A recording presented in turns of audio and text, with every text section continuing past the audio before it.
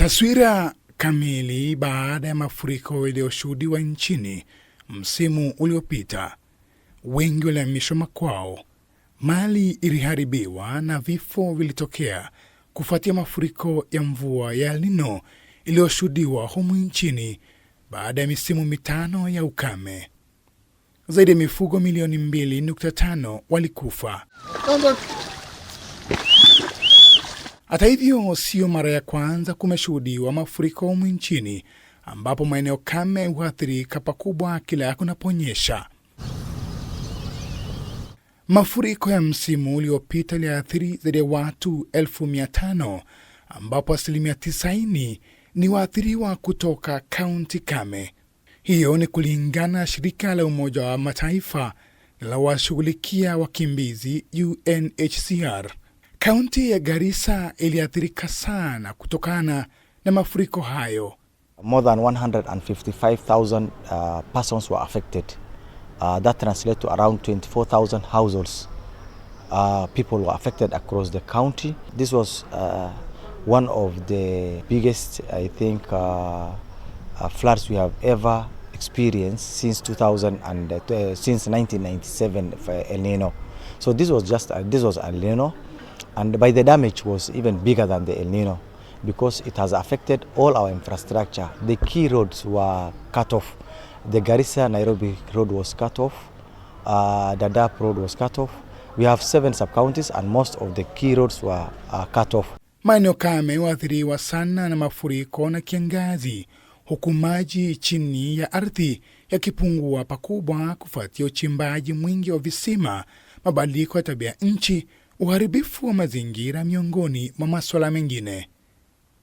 Uhaba mkubwa wa maji katika maeneo hayo umekuwa ukisababisha mizozo ya kijamii kati ya wafugaji na wakulima.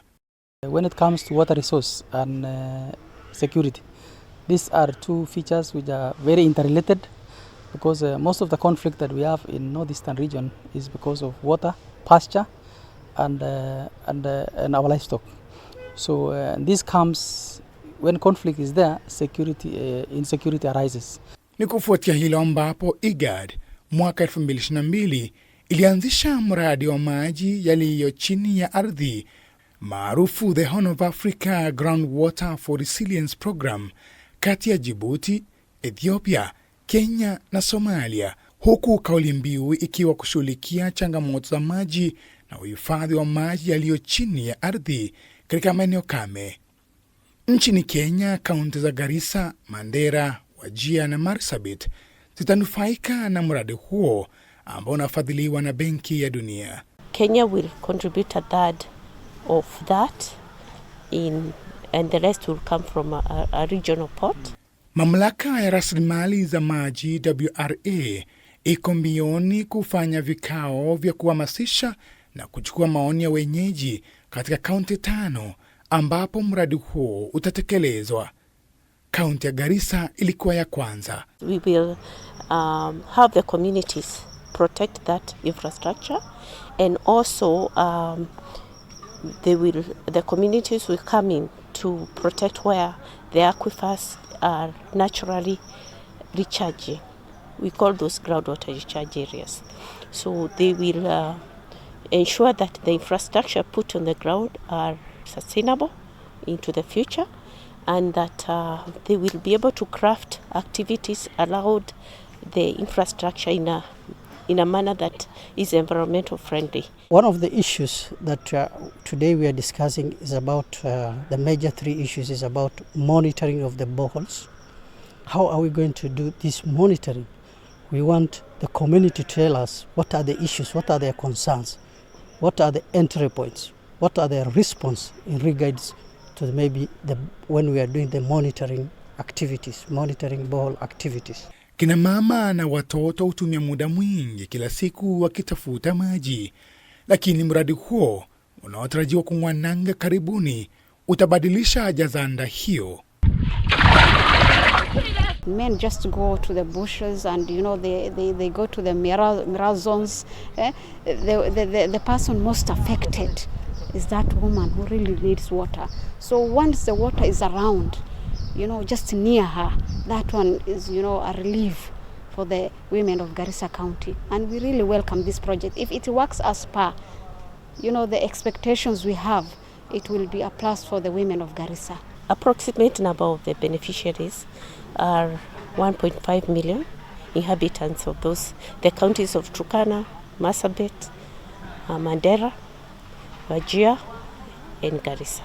Kufuatia uchimbaji wa visima vingi katika kaunti kame, mradi huo utakuwa na njia ya kuongeza maji yaliyo ardhini kwa kupunguza kasi ya maji ya mafuriko na maji yaliyo juu ili kuyaruhusu kupenya kwenye mchanga. We increase the vegetation cover, we put an infrastructure that will lower the speed, that will allow a resting time for the water to percolate to the ground.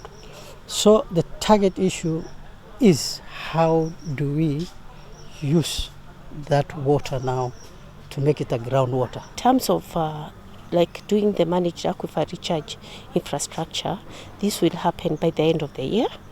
The boreholes again will be done by the end of the year.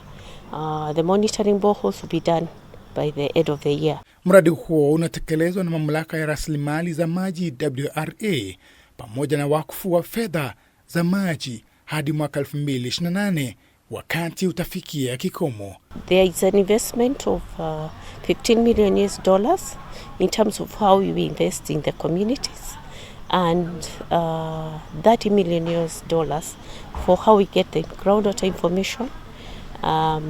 Those are the amounts of money that will be put into the activities. Huku idadi ya watu ikiendelea kuongezeka, upungufu wa maji unatarajiwa kuongezeka, ila kuwepo kwa miradi kama hii kutapelekea kuwepo kwa mabadiliko kutia imani.